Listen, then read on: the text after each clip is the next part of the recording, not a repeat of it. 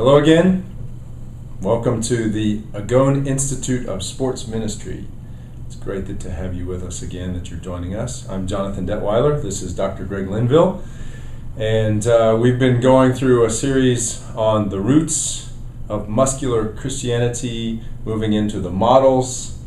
And we're continuing on with the models, looking at historical figures and the founding fathers of the sports ministry movement. And so last session was on D.L. Moody, and this session we're moving on to Billy Sunday.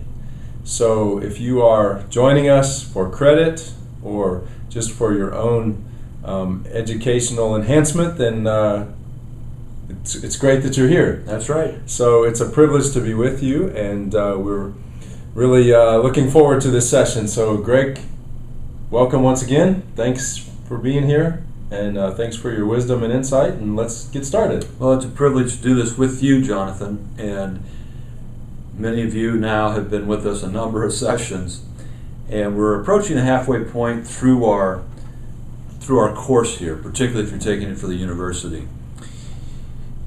We've talked a lot about early on. We started with the early first century church, kind of gave a foundation, and how did the church intersect with the sports world, and we understood how the Greco-Roman and Hebraic Jewish kinds of insights and how they related to the sports world, and they all had that body, mind, and spirit, and that was picked up then by many people throughout the centuries, and then we kind of jumped forward into the muscular Christianity era.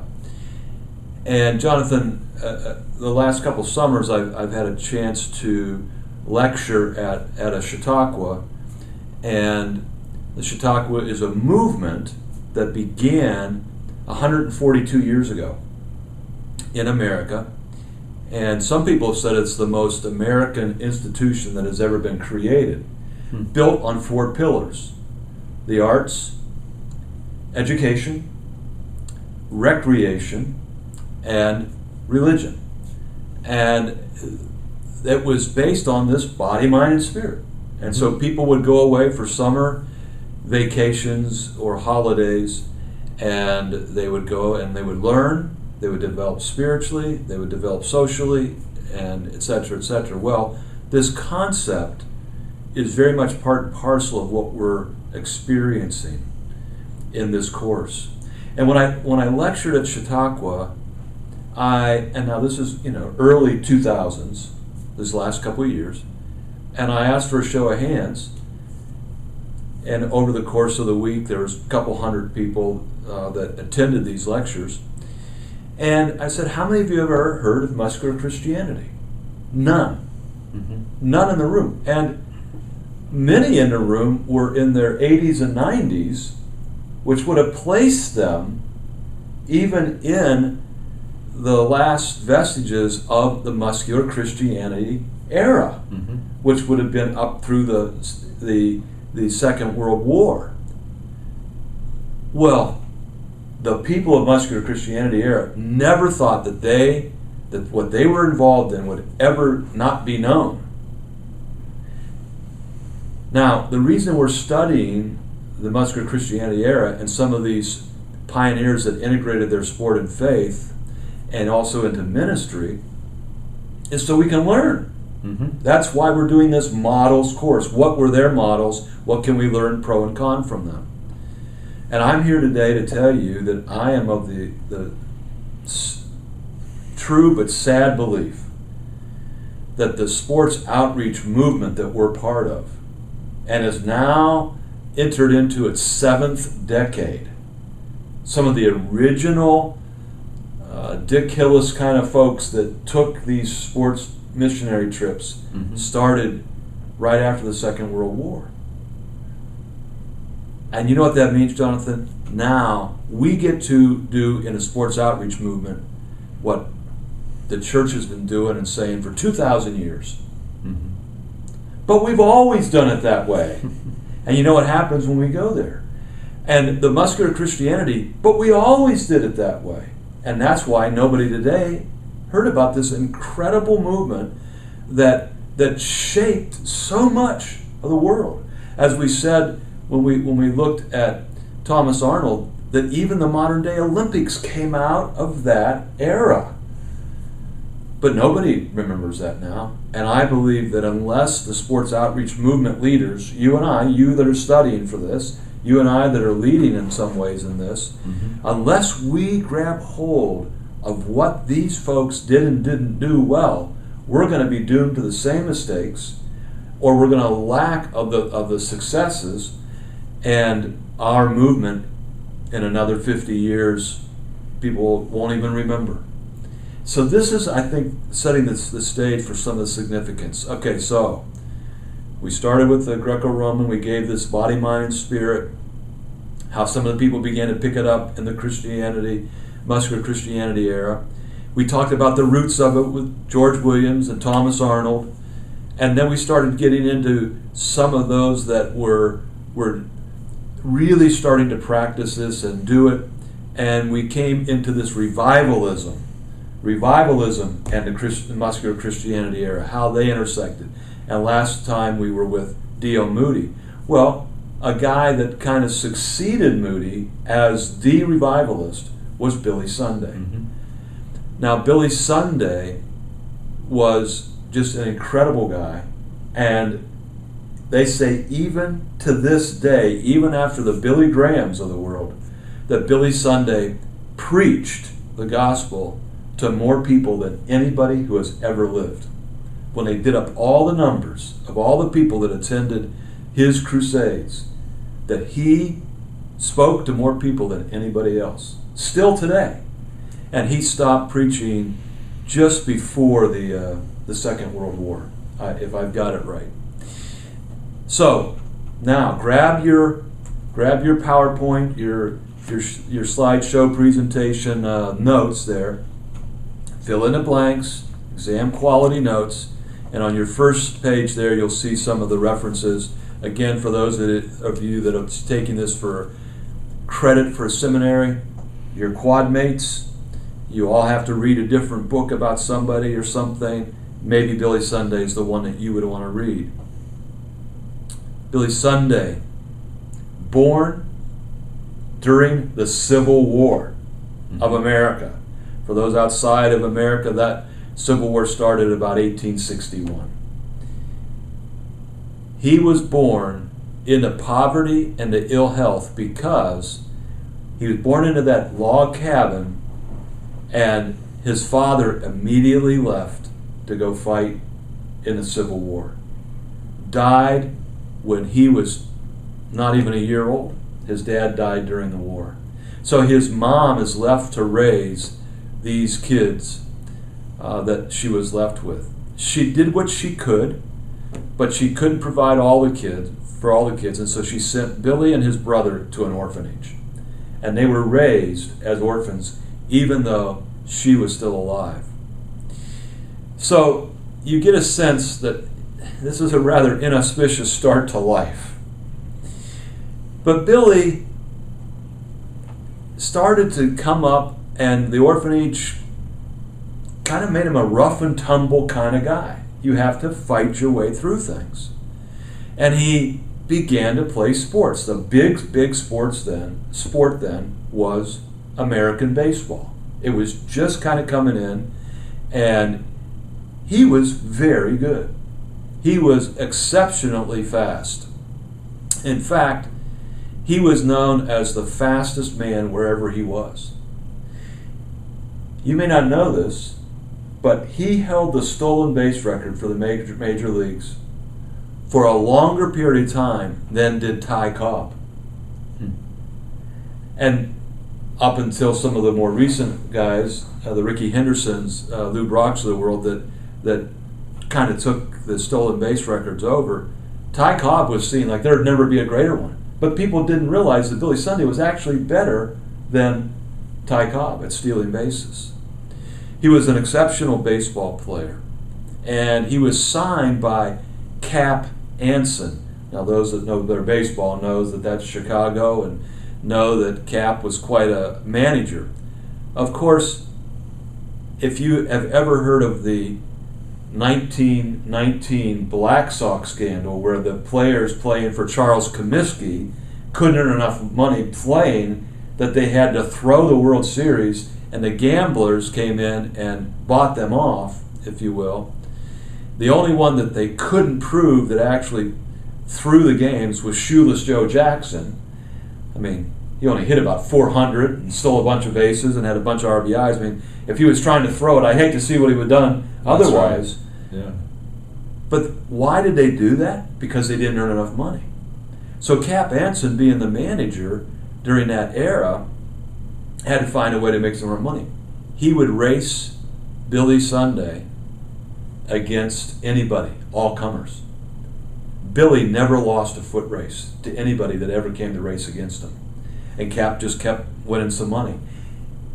He was so fast, and people stopped losing their money to Cap Anson. Somebody said, race him against a horse. And he put Billy up against a horse, and I believe it was for the first 200 yards, Billy beat the horse. Of course, once the horse got going, he passed him up. But this is the kind of guy that he was. He was rough and tumble, playing in the major leagues. He played for both Chicago and then for the Pittsburgh Pirates. One day when he was playing for the White Sox, he's playing in Chicago, and they had some time off. He was at a pub. He's enjoying the beverage of the pub, kind of standing out on the corner.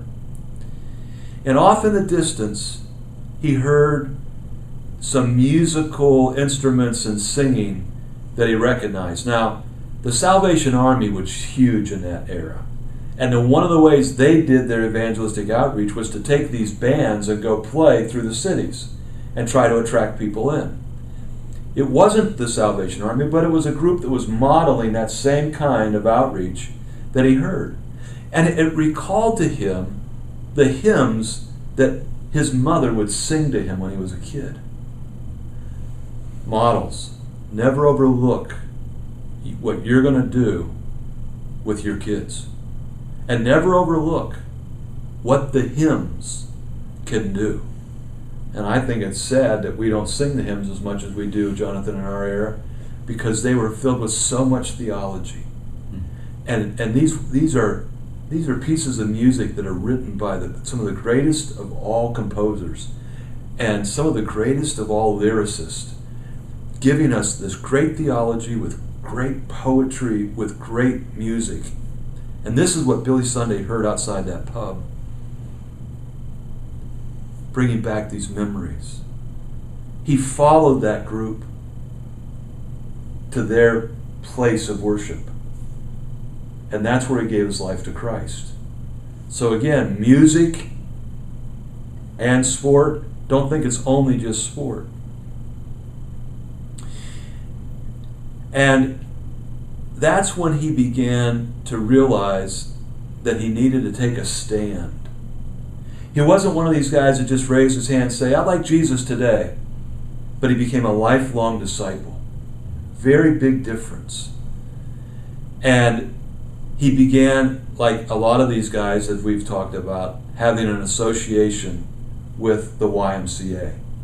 And he, like Moody, said that the YMCA gave him all that he needed to become all that he became for the Lord. The training, the resources. And he had such a conviction about the Lord's Day that he stopped playing baseball. He would not play on Sundays anymore. He stopped playing baseball on Sundays. And what he would do on those Sundays is he would go to the local YMCA of whatever city he was in, and he would hold what was called Athletic Sundays. Now, using his name, using the Lord's Day, he would say, this is going to be an athletic Sunday, and I'm going to be an athletic Sunday for you, and I'm going to come. And he held these youth outreaches for the YMCA across the country.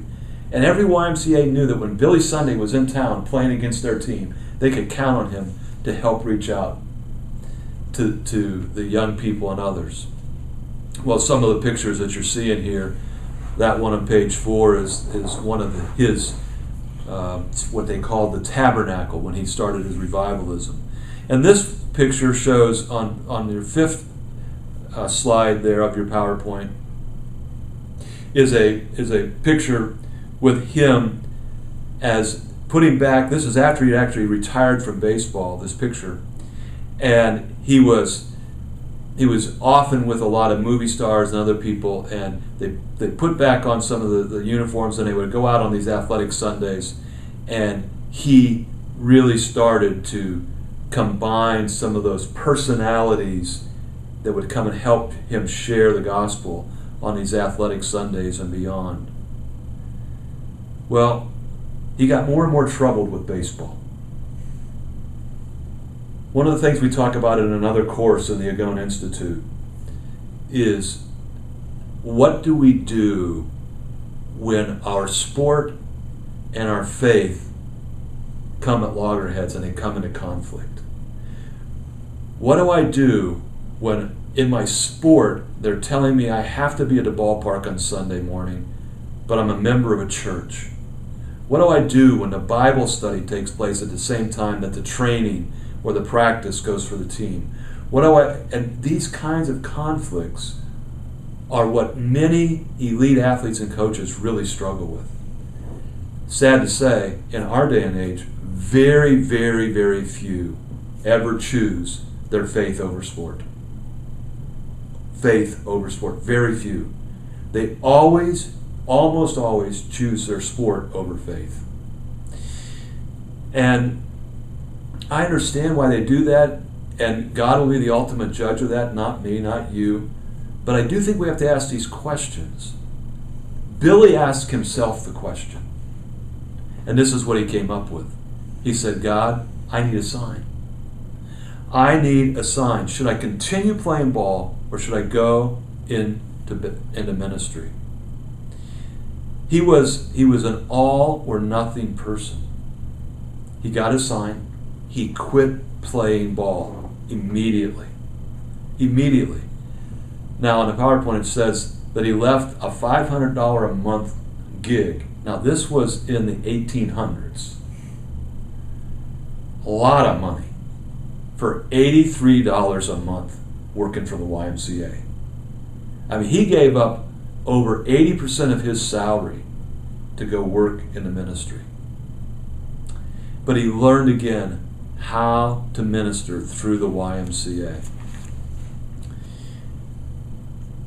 He was trained then by an evangelist that wanted him to take over the ministry for him. Kind of the bridge between D.L. Moody and Billy Sunday was Wilbur Chapman. Now Wilbur had his own very positive ministry, but it never quite reached the levels of Moody's revivals. And he was the one then that trained and mentored Billy Sunday, and Billy traveled with him and trained with him. And Billy started in small Midwestern towns throughout Iowa. That's where he was born and raised. Illinois, Indiana. He went to some of these places. And then when Chapman retired, he took over for him. And Billy took it to a larger venue. He refined revivalism, if you will. And he started going to the largest metropolitan areas. And this wasn't a day, a weekend, a week. When he was in New York City, it was like for 3 months, every night. He preached the gospel again to more than anybody else. And you see some pictures. His was a style that's where they get fire and brimstone from. Billy, being athletic, would literally jump up on the pulpit. He would literally slide across the stage. He'd get a running and he'd say, just like I slid into second base when I stole the bases. And he would put the spiritual message from the baseball analogy. And are you going to be backslidden, or are you going to keep going forward with Christ? And all kinds of things that he would do. Now,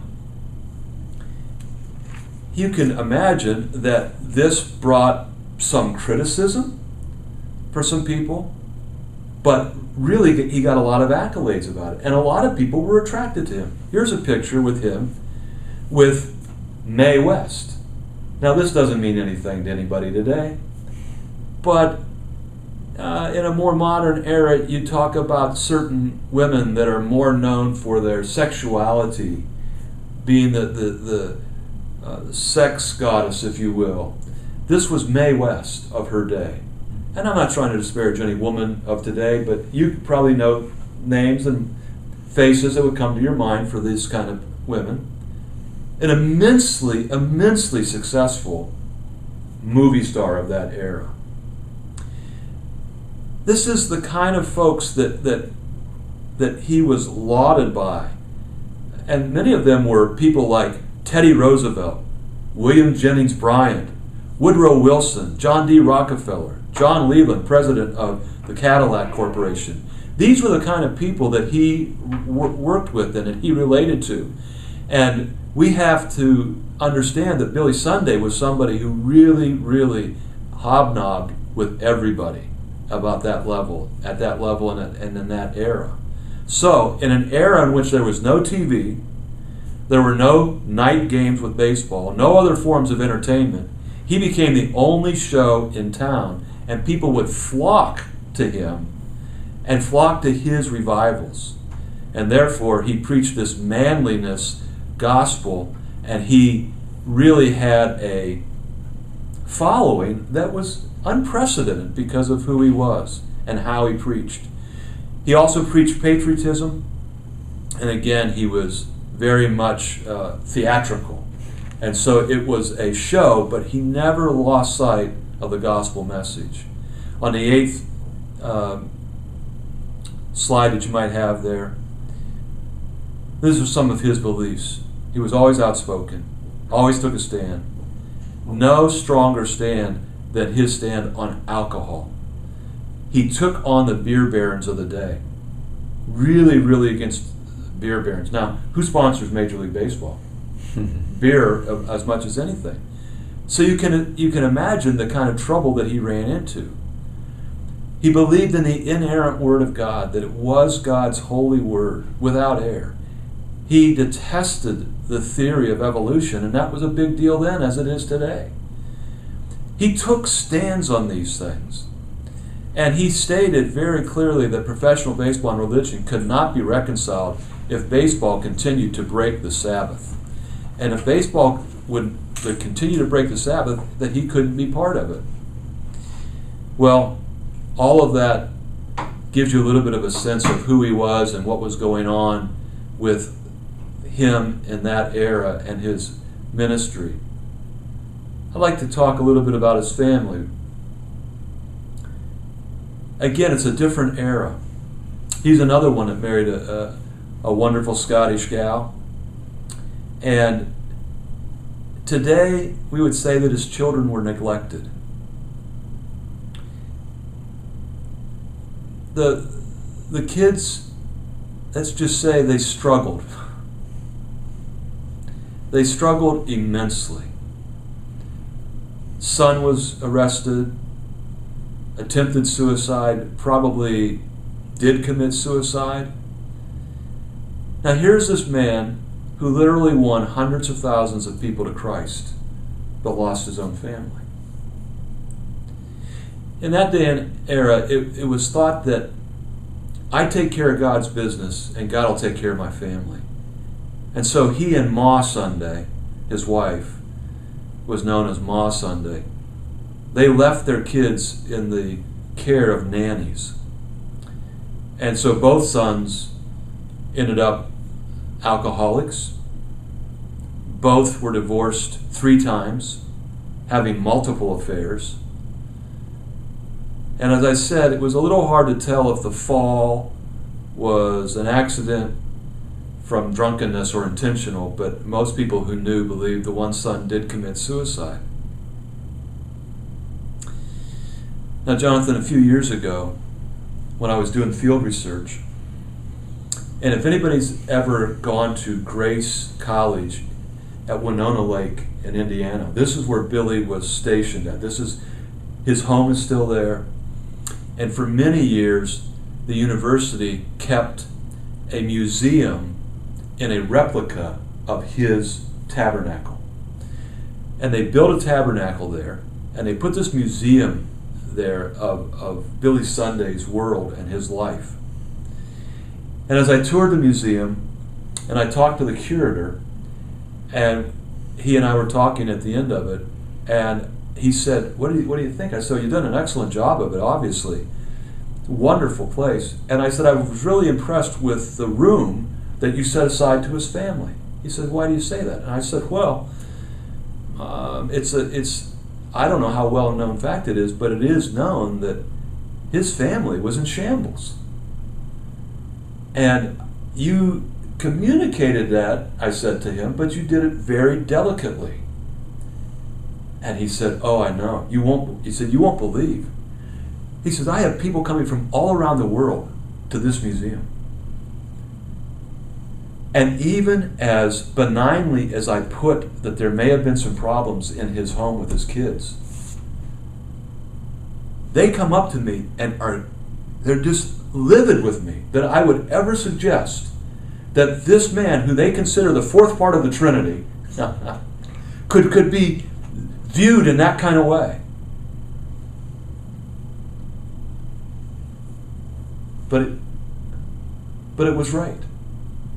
In fact, Ma Sunday, at the end of her life, all three kids predeceased her. They died before her, and Billy predeceased her. She's the only one.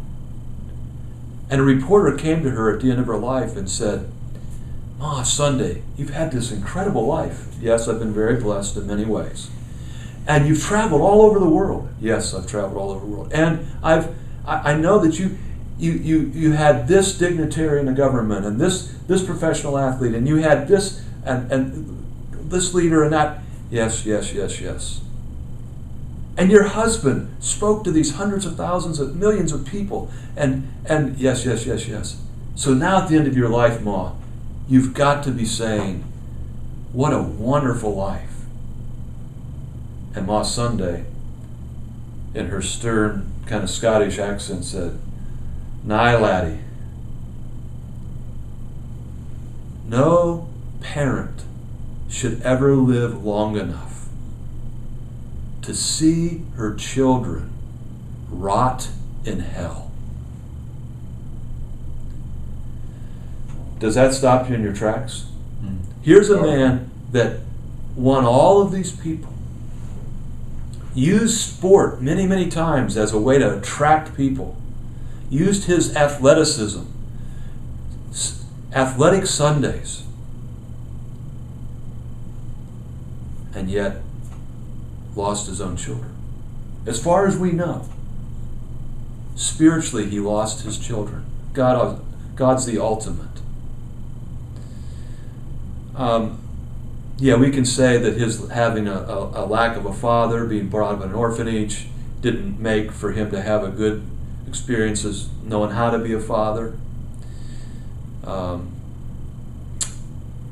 But the theology of that era, I think we need to learn a lesson of what not to do as well.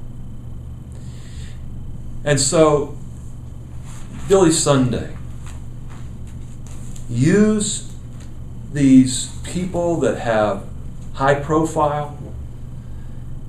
He himself was a professional athlete. But notice what he did.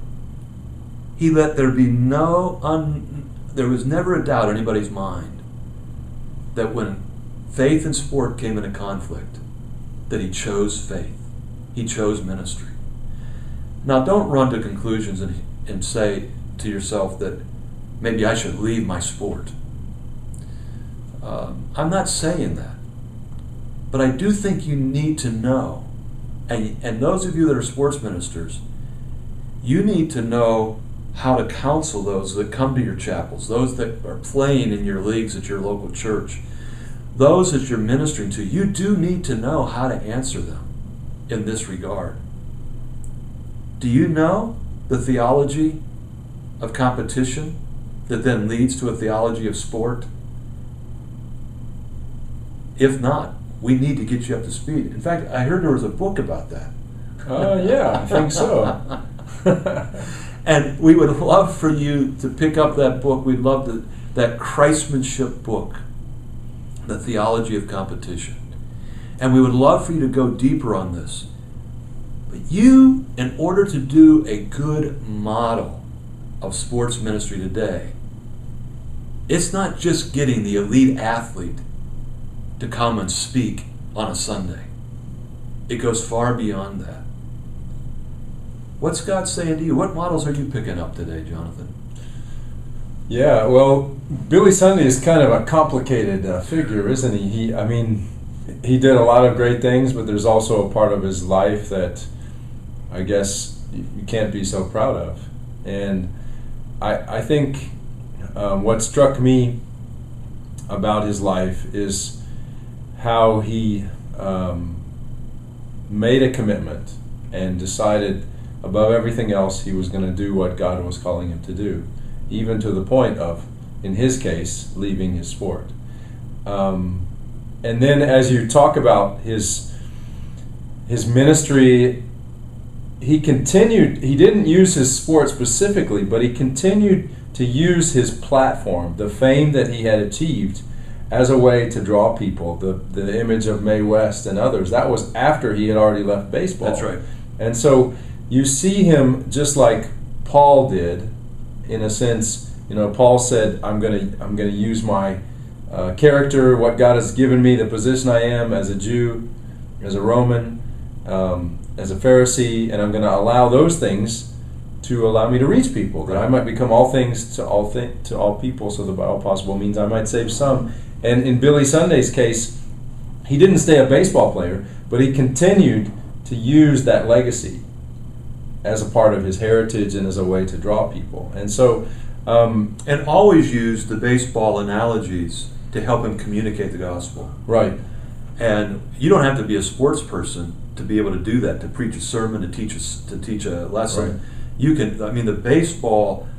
It's a great sport. It's not just baseball. Now we have these sports method or metaphors that are used. Maybe there's a program you've heard of, Ubabalu, that was created in Africa to create or to use sports analogies, soccer specifically, but now they've got baseball, they've got floor hockey, they've got all these different sports. But baseball is the only sport that rewards a man for running home.